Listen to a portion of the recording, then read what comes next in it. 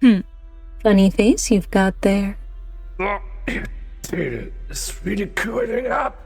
Let the doctor go. You can go seek the thing you want, if that really will solve your misgivings. What? Just like that? We pledge we will not respond in any way to your actions. But the way Saria and the Tin Man act around you, I thought you were going to be the dangerous one. What's wrong? Is that real feebleness? Because you don't carry yourself like someone without the power to resist. I'll leave it to your imagination. But you can understand that, for the doctor's safety, I'm not going to take risks. So it seems. Well, I've burned my bridges with the Maylander Foundation, so the less enemies, the better, really. Kristen's plans are in motion already. I'd say we're short on free time too. We'll leave it there then, before the district starts responding adversely.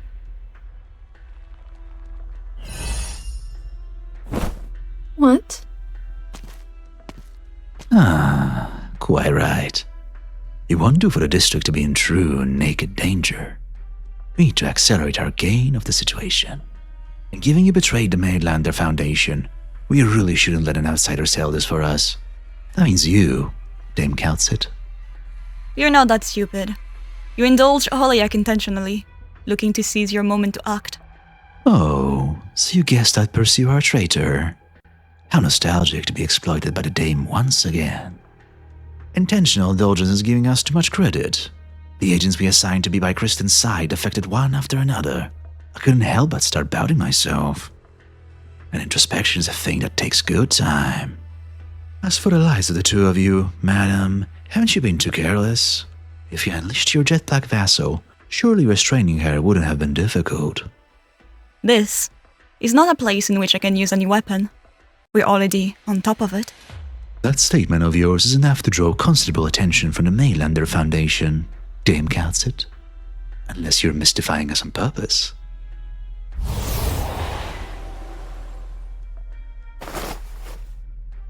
Honestly, what a surprise.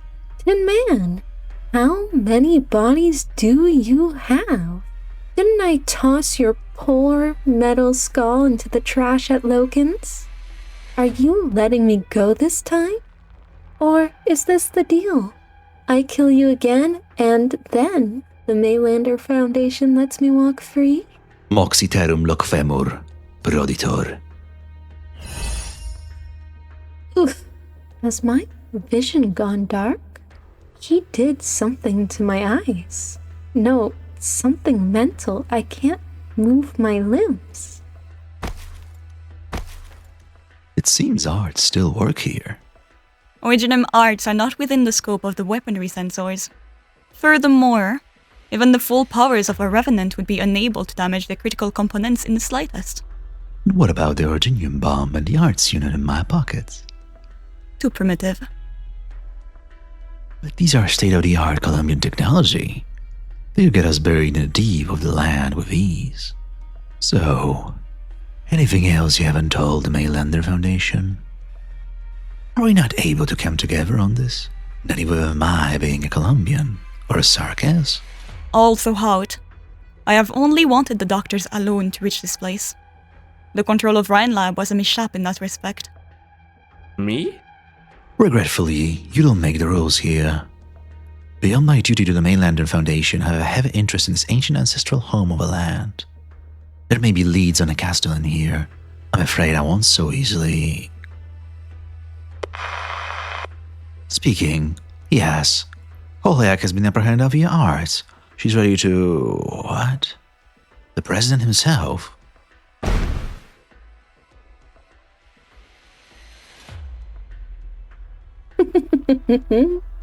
Looks like your arts aren't that secure, my dear employer. Oh, it seems I've underestimated Holiak. Roger that. I will of course obey. See you later. Isn't this strange, huh? How you can break free of such witchcraft by brute force? Your average campaign night a century ago would have been frozen to the spot. That voice just now, it was a Sarkaz. Witchcraft? What race even are you? I ran my checks. Always a race on the mind, Holheak. You really are pitiful. What puzzles me more, honestly, I mean, look at me. By the way I am, how could you take me for some ordinary person killed by tossing his head away? Yes, you have a point. So, could you put yourself back together if I crushed you? I'll deal with Holheak. You two go on ahead. The president has given me personal orders to unconditionally assist this Rhodes Island party to his coordinates. How very strange. I wonder when he got such a clear grasp of things. So what of you as a Sarkaz? The young Sarkaz detest you, and lovingly respect you too, for a great many reasons. But I see it. Your fight for the Sarkaz will go on longer still. And of course, you'll merely be so.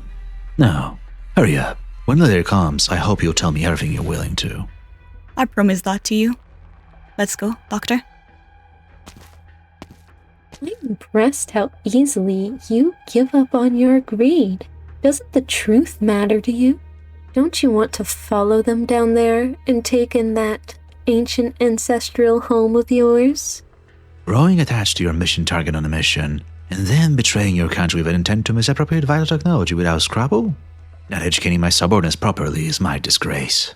Your damages to my body cannot rouse anger in me, not in the midst of my excessively long time undisturbed. But as your boss and authority of the Mainlander Foundation, I suggest you hand yourself in and try to plead for a lenient sentence. Ugh, you old monster. How much have you lost over the course of your life? Does the idea of duty really still do something for you? I once used quite a amount of arts as the means to avert the trauma too long a time would inflict on my soul. I wasn't entirely effective. If you look purely at results, I'm a very conscientious one. Death will attest to that in my place. No, I'll defeat you.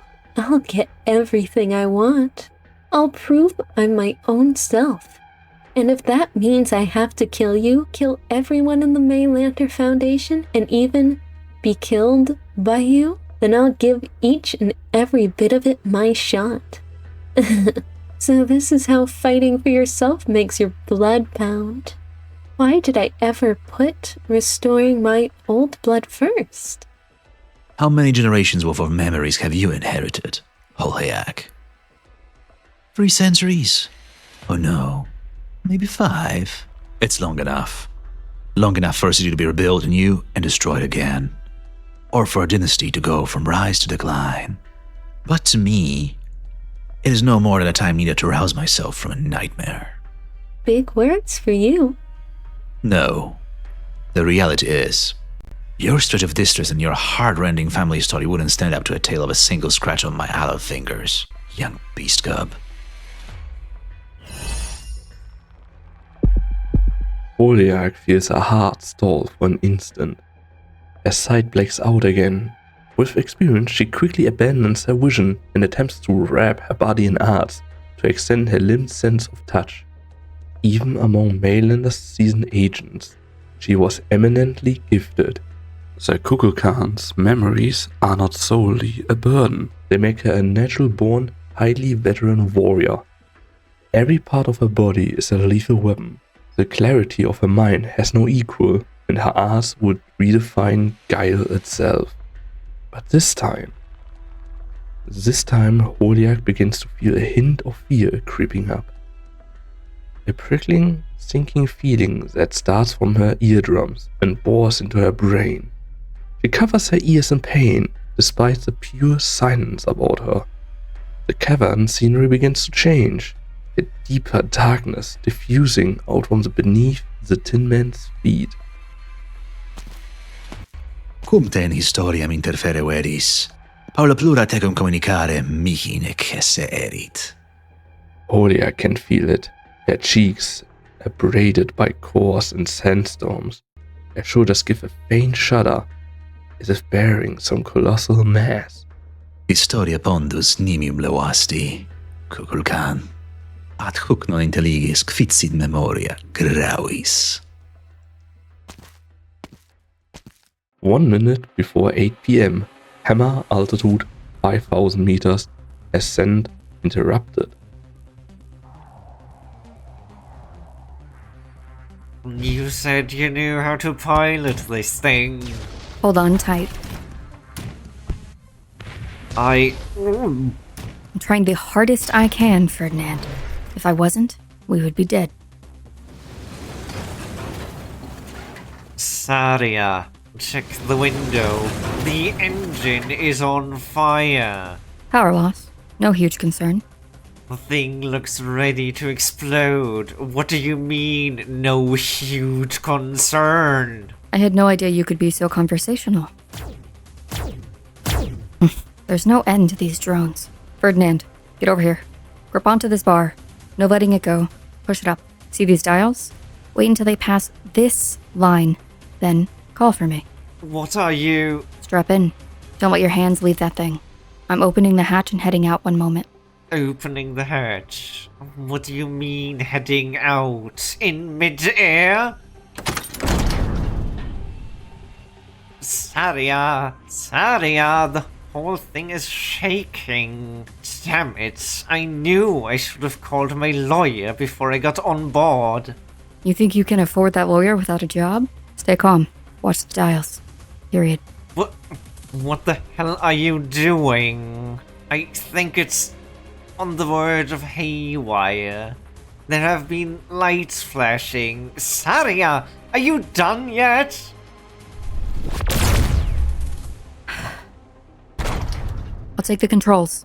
Let go of the bar. Let go of the bar, Ferdinand.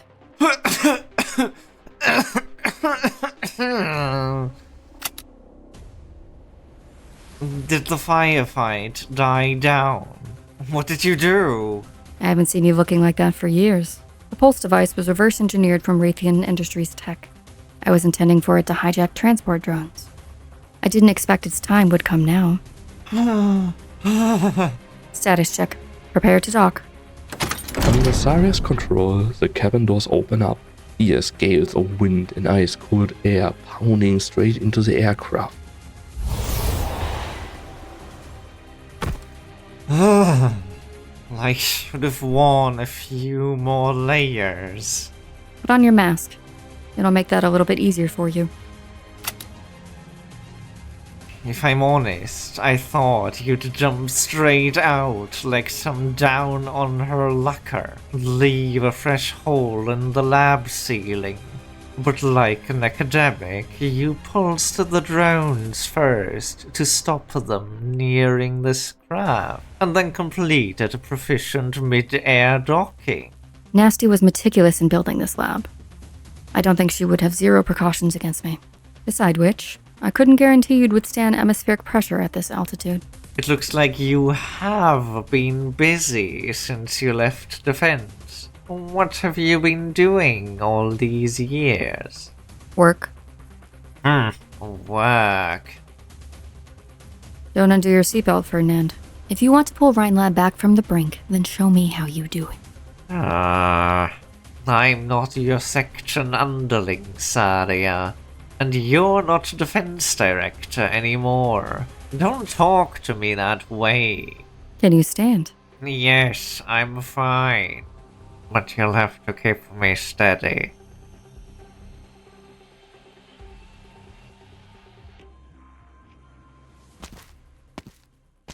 This sensation is bizarre. Are we really mid-air? The starpod is practically on top of our heads. We're still far, Ferdinand. The aircraft read 5,037 meters on the dial just now. The barrier is still another kilometer from where we are. You don't seem moved at all. Huh. I suppose so. Learning to pilot in your college days. The army still thinks this is some kind of superweapon. This equipment, these monitor devices and readouts. Nasty built this to be the best lab in all of Tri-Mounts. Or perhaps this was just the first step of some grand experiment. The devil. Just how much did he hide from me? I never thought her participation went that deep. Hold on, Saria. I see a military transporter. They got here faster than we anticipated. They must be nearby. I assume they'll finish boarding before long. We need to hurry before they take over this place fully. Saria? The man twists his head around and finds the ex-director of the defense section has already headed deep down the toroidal corridor. Alright. Once I get back, I'm having a nice long talk with Jara. Preferably to double my stock options.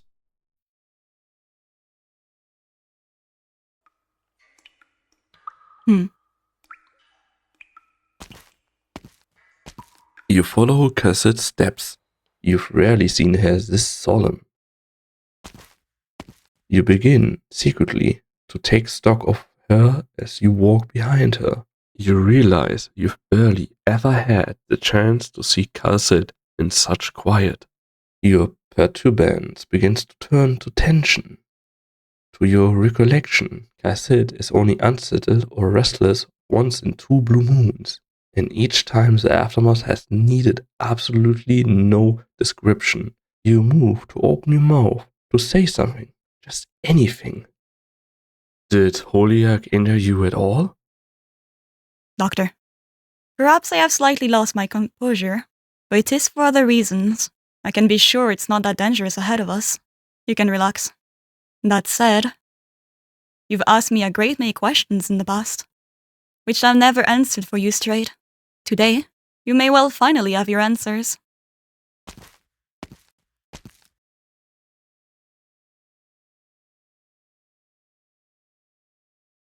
Are these all sarcophagi? It was as early as Asaya's first contact with me, on the mention of Kristen, that I envisaged her going to any length to accomplish this. Rashly attempting a space flight carries risk nobody could anticipate, though Saria didn't yet know the full extent. Not until the event in Trimonts, until apartheid Silopsis and Silence were drawn into a seemingly unrelated incident. Yet no matter when, even when I surmised she was trying to re-challenge the skies, I admit, I had no anticipation the situation would be what it is today. With all things I've unfolded, with or personally witnessing the shaft's scope and scale, Hammer's ascent, and the research Loken Williams is now attempting. It was soon after, with insight, I realized what Ryan Lab Control Kristen Wright is attempting is impossible to achieve. Some outside force assisted her, massively influenced her, borrowing military funds and connection, continuing the research her parents left behind. The young genius has used Ryan Lab as a shell to deceive everyone, and point herself directly at her one greatest, most obstinate hope in life. She plans to shred the sky. I guess that's much, but then what? She's doing it solely to witness the truth of it, to make all mankind witness the truth of it. And what happens after? A brand new perspective. A flourishing science, the moment when the sky become possibility itself, and even the very uphill of how war is fought. People could reach other cities in a tenth of the time. Air vehicles, once a valuable rarity, would become typical transport means overnight. But Kristen has chosen to leave all of this to the coming generations. She's never considered this from the angle of benefit, be it how she personally stands to gain, or how everyone does. Even the potential crises invited have gone ignored by her. Is there one more possibility that Kristen, who lost their parents at a young age and grew amid skepticism and derision, is odd just to prove this one truth to people, and nothing more? Regardless of anything, Saya and I both been a step behind. Given Terra's current Originium technology, tearing the sky apart would require the sum electricity of all of Terra over an interminably long period, and this is purely a mathematical comparison. Nobody could ever convert so much energy on one point, let alone have the means to usefully output it towards the sky. But in the core city of Chernobog, a great many things have happened, all revolving around a sarcophagus. Do you still remember? I could never forget. At that point, Ursa's shallow research was sufficient to draw a relatively impressive amount of energy from the sarcophagus, and now, The energy is enough to realize Kristen's deranged vision. At least she hasn't chosen to share this information with the military or the Melander Foundation.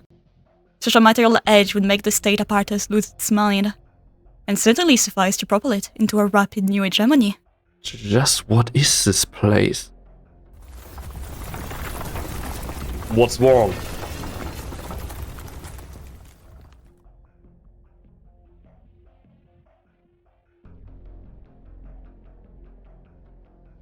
Doctor, remember what I said. If you can, for the next while, call to mind your past Rhode Islands. Do not be rattled. A violent light sweeps over your body. You feel a shred of familiarity, impossible to process. With no warning, out of all the things before you right now, you recall that scene. That scene you never once forgotten, up to this day. The sarcophagus, a cold, frigid light. Amia grips your hand. You remember nothing. You're drawn into the maelstrom of Chernobyl. It is the start of everything. So much time has passed. But something, some sentiment even longer lived than that fills the dense haze of your memories. It stirs in your grief, a reminiscence and discomfort. It is part of you, yet you reject it with all you can. You strive to settle down your psyche, faced with this quiet noise and dazzling darkness. This indescribable yet infinitesimally brief moment, your vision returns.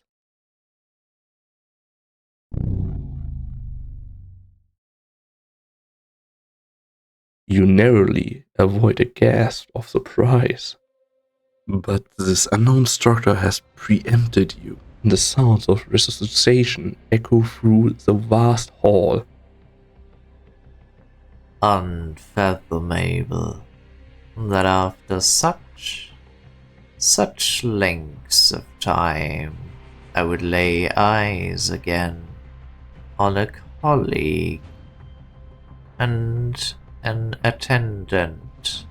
Truly far too unfathomable.